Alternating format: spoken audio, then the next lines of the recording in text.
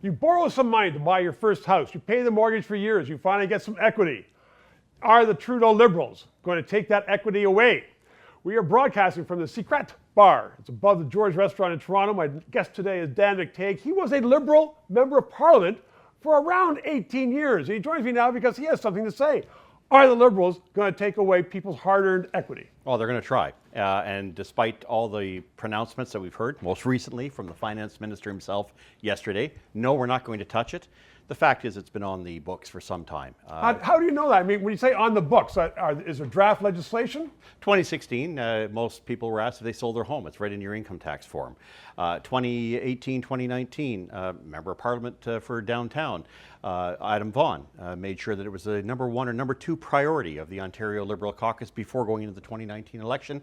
And now, of course, we have, thankfully, through Blacklock's reporter, Holly Doan and company, that the government has now put out a $250,000 proposal to plumb that idea. So where there's smoke, there's fire.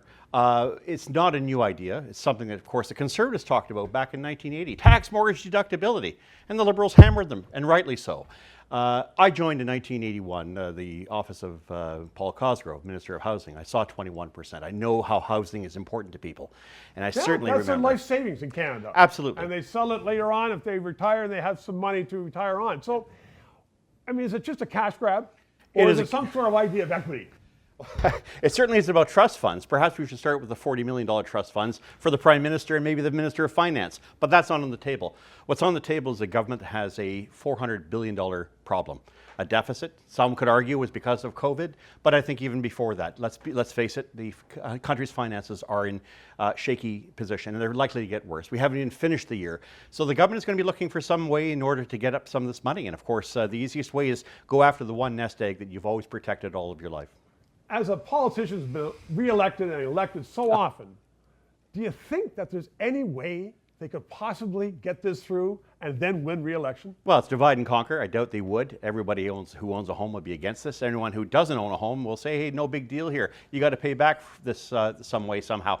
But it's only 4 or 5%. Who cares? Look, in 1984, my first big campaign, the Liberals were shellacked because Alan J. McKechnie decided it'd be a great idea to tax insurance premiums across this country. And guess what? We went down to one of the worst electoral defeats, except for the one I was involved in 2011.